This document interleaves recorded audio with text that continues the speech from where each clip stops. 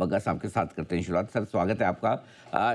Trump अब सीधे तौर पर जो ईरान में प्रदर्शनकारियों को उकसा रहे हैं, क्या ये समझना ठीक है कि किसी भी दिन ये खबर आ सकती है कि हमला कर दिया, ईरान पर हमला करने के बेहद नज़दीक है अमेरिका?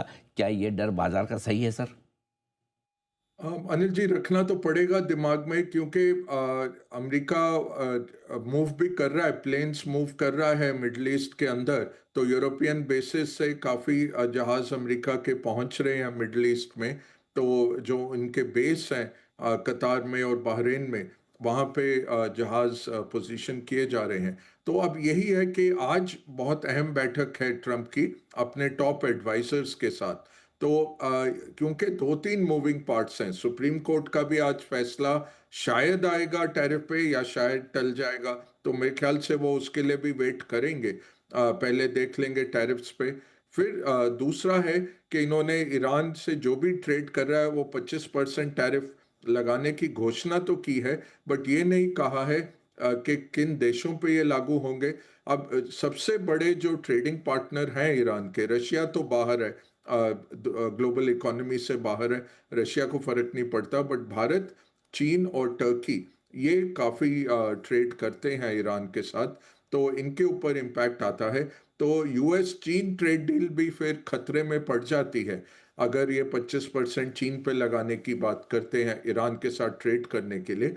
भारत ऑलरेडी 50% पे है। हमने देखा अमेरिकन नए एम्बेसडर जो आए उनके वक्तव्य से सोमवार को जरूर मार्केट्स में एक ठहराव आया और उछाल भी आया, बट उसके बाद हमने फॉलो थ्रू नहीं देखा। जयशंकर साहब ने कल बात की उनके विदेश मंत्री मार्को रूबियो से, अमेरिका के विदेश मंत्री से, तो उससे थोड़ा सा होप जरूर आया, बट वो मार्केट में परिवर्तित नहीं हो रहा। तो जहां आप देखिए कोरियाई बाजार हर दिन इस नए साल के ऊपर रहे हैं, पॉजिटिव रहे हैं। जापानी बाजार बिल्कुल तोड़फोड़ कर रहे हैं, चाइनीज बाजार इतना अच्छा कर रहे हैं। तो ऐसा लग ही नहीं रहा कि 2026 आ गया, ये 2025 का कंटिन्यूटी चलता जा रहा है, जहां भारत कमजोर है और बाकी बाजार अच्छा कर रहे हैं। ये टर्न आते नहीं दिख रहा। तो इसमें अगर ईरान पे भी बमबारी हो जाती है, वो काफी जोखिम बढ़ाता है, जियोपॉलिटिकल जोखिम बढ़ाता है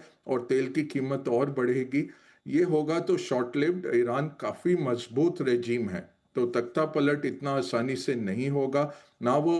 और सबने ये सीख लिया सद्दाम हुसैन गद्दाफी के बाद कि अगर आप थोड़ी भी नरमी दिखाएंगे तो आपका तख्ता ही नहीं जाएगा, देश भी जाएगा, American boots on the ground आ जाएंगे। तो ईरान इतनी जल्दी हार नहीं मानने वाला। और बमबारी का जरूर प्रोबेबिलिटी है क्योंकि ट्रंप है, बट अदरवाइज लॉजिकली कुछ बनता नहीं है अभी बमबारी करने का। क्या असर सर कच्चे तेल पे जो पड़ता दिख रहा है, क्या ये स्थायी है, या जब तक ईरान वाला मामला नहीं निपटेगा तब तक कच्चा तेल गर्म ही रहने वाला है?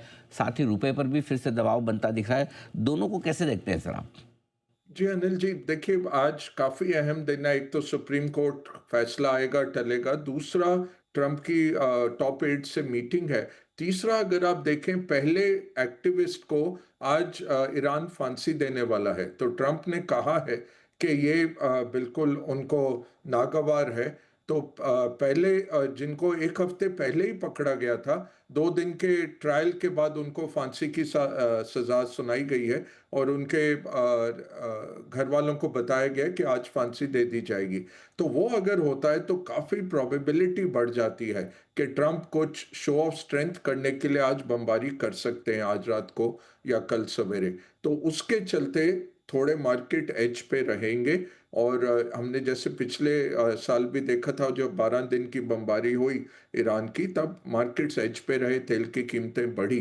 तो ये अब ट्रंप का खतरा ही है ईरान के ऊपर बमबारी करने का। स्थायी तौर पे इम्पैक्ट नहीं है, मीडियम टर्म पे इम्पैक्ट नहीं है, क्योंकि उसका तख्ता पलटना बहुत मुश्किल है ईरानी रेजिम का। तो तेल की कीमतें बढ़ी रहेंगी, थोड़ा यहीं यहाँ पे जो है इस स्तर से या इस स्तर से ऊपर रहेंगी। चाहे ज़्यादातर ब्रोकरेजेस ने $50 का टारगेट लिया था ब्रेंट का इस साल के लिए, बट ये जियोपॉलिटिकल रिस्क के कारण हम देख रहे हैं कि बढ़ोतरी हो रही है और ये तेल की कीमत बढ़ती है तो हमारा इन्फ्लेशन बढ़ता है, हमारा बैलेंस ऑफ ट्रेड घटता है।